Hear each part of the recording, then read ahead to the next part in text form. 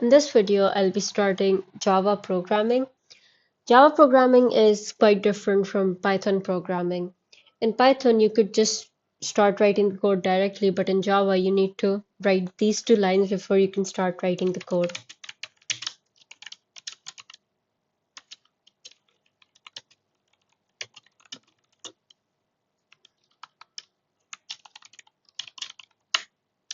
So these two lines are necessary to write before you start writing a Java code.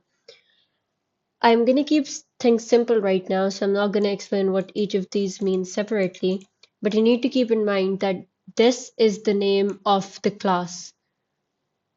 This name can be different, it doesn't need to be Java programming, but when you save this file, you need to save it with this name and then add the extension .java like I've done here. And you need to make sure that the name starts with a capital letter.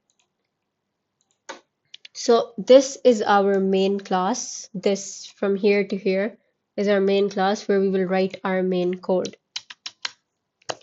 So let's start with variables and their types. In Python, you could just directly write a variable like x is equals to 20, but that is not the case with Java. Also note that in Python, our comments was a hash symbol, but here we have 3 slashes. So like I said, in Python, you could just write x is equals to 10. But in Java, I need to define what the type of the variable is. So here, my variable is an integer. So I need to write int x is equals to 10. And then at the end of every line written in a Java code, you need to add a semicolon. That is its syntax. So int x is equals to 10 is the integer x and its value is 10. You can also do it like int x and then x is equals to 10 instead of directly writing int x is equals to 10. But the preferred method is int x is equals to 10. Okay, so this is for integers. If we want to write a longer integer, like this int type holds up to a certain range, like this number, maybe it'll hold up to this, but if I write this number, maybe it won't let me store this and that. So for that, we have another type, long.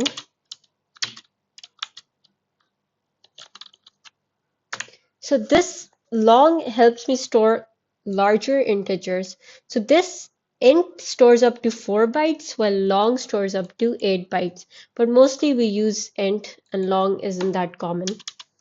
If we have a floating point, we can either use float or we can use double.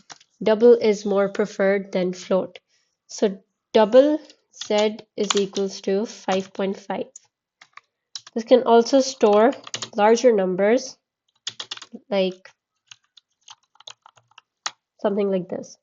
So this is what double is used for. It's used for numbers that have a fractional part. Now, moving on to other data types, if I want to store a string like ABC. So here, the data type will be string. And keep in mind that for a string, we can only use double quotations, not single quotations. In Python, we could use single and double both, but here we can only use double quotations. Now, a character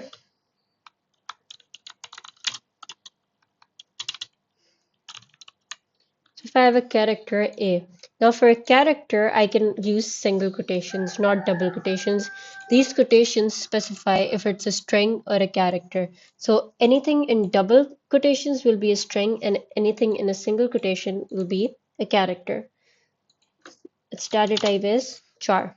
So anytime we have a character, we'll store it in char. And one more, we have Boolean.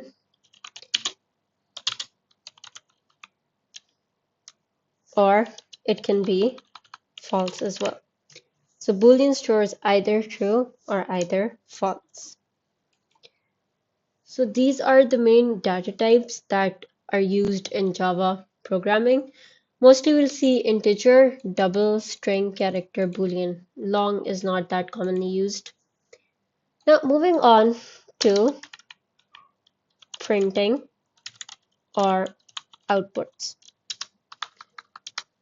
So in Python, we could just directly write print and whatever we want to print in it. But in Java, it's a bit different. So in Java, we write system.out.print and we add a semicolon at the end. And then whatever we want to print, we write it in these brackets. So if I want to print X, it will print X for me. If I want to print A,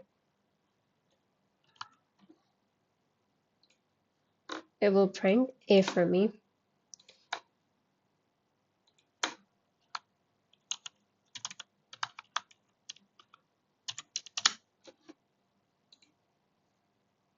If I want to print a string, it will print a string. And if I want to print a character, it will print a character for me. So that is how system.out.print works. If I want to directly write a string in it to print, I will add double quotations and write this is Java programming, and it will print that for me.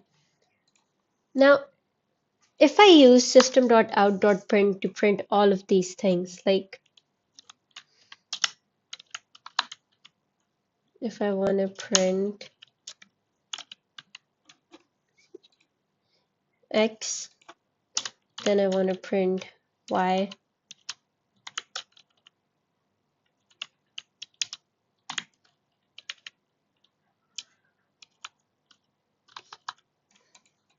now notice this, that all of these are printed on the same line.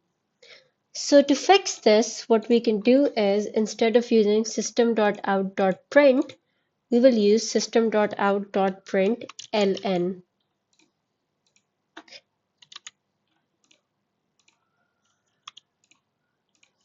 So what ln does is it prints whatever we need to print, and then it moves the cursor to the next line. So see here we have these all printed on separate lines. If I want to print these together but on the same line, also we mostly use system.out.print ln because it's more convenient. So if I want to print X holds the value, and I want to print the value of X, so I will add a plus and then I will add a 10. So here it says X holds the value 10. That is how we can combine two things together. That is all for this video. This had the basics of variables and outputting the values of those variables.